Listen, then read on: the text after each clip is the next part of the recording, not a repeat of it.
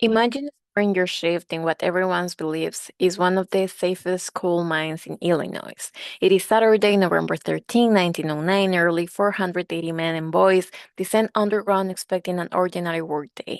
The mine is considered modern, but its electrical system has failed, forcing workers to rely on open cars and torches for light. Shortly after 1 o'clock, a cart loaded with hay passed beneath one of those torches. The hay catches fire. Karen Tintori begins the story with this seemingly simple accident, and historical sources confirm it as the beginning of the Cherry Mine disaster. At first, workers tried to extinguish the fire instead of evacuating immediately. Tintori explains that widespread evacuation warnings were delayed for almost 45 minutes. By then, smoke and deadly gases had spread through the mine. Some miners reached stairways blocked by flames, while others were trapped by black damp, an oxygen-deficient atmosphere. 21 miners survived by sealing themselves behind makeshift walls for 8 days, while others wrote farewell letters to their families. By the end of the disaster, 259 men and boys had died, some of them minors, making Cherry one of the deadliest coal mining disasters in the U.S. history. According to NIOSH and other historical sources, Cherry remains one of the deadliest coal mine disasters in the U.S. history, and it became one of the events that helped inspire major national mine safety reforms. The impact of the Cherry mine disaster extended far beyond the lives lost underground. Cherry was a small mining community where entire family depends on the waste earned inside that mine. Tintori reports that the disaster left 160 widows and 470 children without their fathers, including 407 children younger than 14 years old. One neighborhood became known as Widows Row because only four miners from that entire block survived. Families waited outside the mine for days as rescuers recovered victims who, in many cases, could only be identified through personal belongings.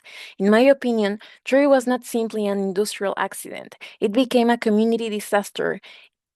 In only a few hours, only emergency devastated families, household income, housing instability, and the social structure of an entire town. The Cherry Mine disaster also became a turning point in public policy. Investigations uncovered numerous safety failures, including inadequate escape routes, poor exit signage, illegal child labor, and insufficient firefighting and rescue capabilities. Along with several other mining disasters of that era, Cherry helped build political support for the creation of the U.S. Bureau of Mines in 1910.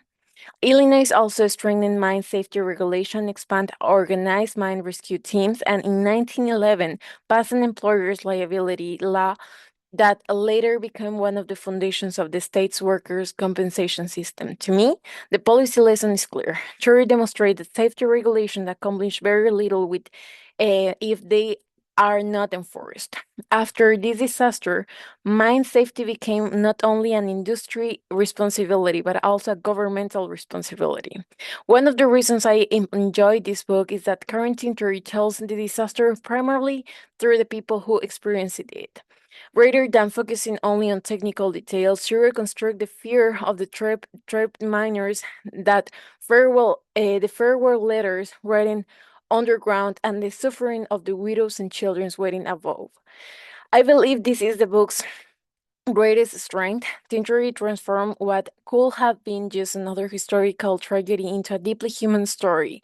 However, after comparing her work with Mark's Aldrich historical analysis and the additional sources I review, I believe the disaster also needs to be understood as a systemic failure. Aldrich argues that unsafe mine design, flammable construction materials, inadequate fire lighting equipment, and poor emergency planning greatly increase the consequence of what began as a relatively small fire. Overall, I agree with Tintori's interpretation. The external historical sources support the major event she described, and her focus on the victims gives the disaster an emotional impact that technical reports simply cannot provide. My only criticism is that the narrative sometimes emphasizes personal stories more than the institutional failures. that allowed the disaster to occur. My conclusion is that the human suffering Tintori describes was real, but it was also preventable. Early warning systems are only effective information is is communicated immediately. Evacuation procedures must be clear and practiced before an emergency occurs. Disaster response requires trained leadership, coordinate commands, and effective communication among responders. Finally, regulations only protect people when they are enforced before, not after a tragedy. From my perspective, the fire itself did not have to become a mass casualty event. A relatively small incident became a disaster because warning system, evacuation procedures, leadership, and safety measures all failed at the same time. That is why the Cherry Mine disaster remains relevant to the emergency management today. More than a century later, the best way to honor its victims is to ensure those lessons are never forgotten. Thank you for listening. I look forward to hearing your questions and discussion.